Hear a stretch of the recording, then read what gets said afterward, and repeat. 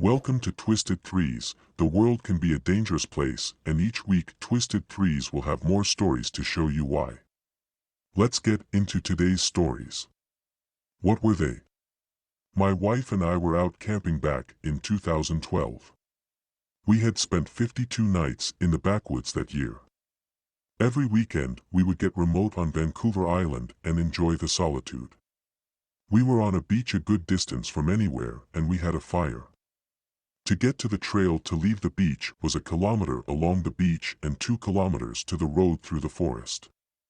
There was nobody there except a guy named Leon from New Zealand that we met earlier on the beach that was planning on sleeping in his van up at the road. We invited him down to the beach for fire, and we brought a bottle of wine that we could share. He came out and we talked about all kinds of things. We kept hearing female voices from what sounded like behind us in the bushes. I had figured it was just someone who had anchored offshore, and the sound was bouncing in a weird way. All of us acknowledged that we could hear the voices. It was getting late, so Leon hiked out to his van and we stoked the fire because my wife was creeped out. We stayed up very late and the voices had stopped, so we decided to put out the fire and go to bed. We had scanned the cove with a flashlight several times looking for boats that could be the source of the talking. It must have been 3 a.m. and we decided to go to bed.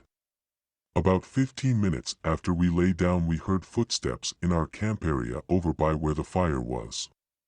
They came from the direction of the bushes toward inland behind us. That direction was not traversable by people. We just lay there hoping it was a bear or something, because the island only has black bears and they are easy to deal with. The footsteps went from the fire, then over to our tent, then back into the woods. 5 minutes later the footsteps go back to the fire with 2 female voices talking gibberish very loudly. They are having a discussion at full volume in the dead of night, very far away from civilization, without using lights, to navigate through dense brush relatively quietly in a direction that we considered impassable. After they were done at the fire pit area, they walked over to our tent still talking at loud volume.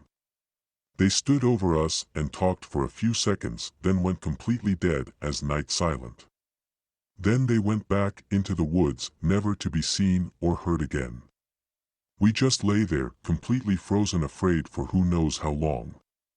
We woke up around 11 a.m. the next day because we had such a late night. That was the last night we stayed outside for at least a year. By Mr. Therapist. Bodies. An overturned Jeep off of a remote trail in Utah. It had been snowing for months and the 2 occupants of the Jeep were dead and frozen. Fortunately, my group had a satellite phone and a GPS, so we could alert the rangers and give them exact coordinates. It definitely put a damper on an otherwise epic trip. I never found out who they were by the workforce. My teacher. So, I had a football coach back in high school who was also one of my teachers for a semester. He told us one story that freaked us all out pretty bad. He had a coaching job at a small college in Montana when he was a lot younger and newly married. He said that after practice one evening, he was making his long commute home, and the route ran alongside just fields and fields of hay, grain, whatever. Since it was late summer/early fall, it wasn't even approaching dark yet. His car was an old beat-up truck with just a bench seat.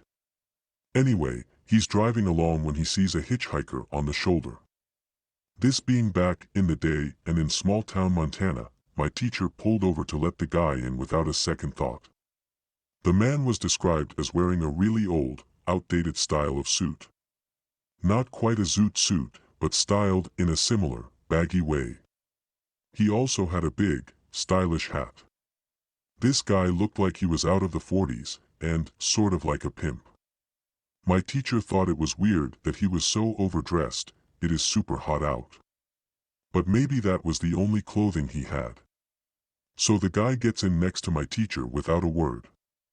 The teacher asks him where he needs to go, and the guy just points forward. The teacher drives on. Later, my teacher tried talking to the guy, just trying to make a simple conversation, but the guy wouldn't speak or even acknowledge him. He just pulled his hat down like he was sleeping. Out of nowhere, the guy just tips up his hat, looks out the window, and says, "Stop the car, now." My teacher pulls over and lets him out, not wanting to offend a possibly crazy man. The guy stands on the side of the road for a second, and then at a dead sprint, just runs off into the field beside the road, until my teacher couldn't see him anymore. Granted, the crop was fairly tall. He waits there for a while, thinking maybe the guy had the runs or something and didn't want to shit next to the road. After a long enough wait, my teacher gets back in the truck and starts to accelerate back onto the road. The thing about really old trucks is that they don't accelerate very fast. As my teacher got back onto the road, he looked in his rearview mirror to check for a safe merge. But there wasn't a car in sight. What there was the hitchhiker, on all fours like an animal, running, crawling, after the truck at an inhuman speed. Meanwhile, my teacher is beginning to fishtail as he attempts to go faster. The whole time his eyes were glued on the mirror, watching the man chase after his car. Eventually, he was able to get up to speed and lost sight of the guy in his mirror. When he was able to stop at a gas station to use a payphone, he called his wife at home to tell her the story, and to lock up the house. She thinks he's just messing with her, and he had been talking to her coworker about the hitchhiker. When he asks why she would think that, apparently at her office in the town she worked in, one of her coworkers told her a story of the exact same thing happening to them. And it is a well-known urban legend in that town. She thought it was just folks playing with the new girl at work, who had to drive home alone at night. Anyways, my teacher assured her that he was not lying, and she evidently believes him and can vouch for her side of the story, because she showed up at one of our fundraisers and I asked her about it. So yeah, now I just avoid lonely roads in Montana. Asterisk, a lot of you are asking where this happened. I don't think he ever actually told us. But for some reason, I'm leaning towards the northwestern part of Montana. At least that's where I pictured it in my mind. Sorry, I can't be of further help. He told us this story quite a long time ago.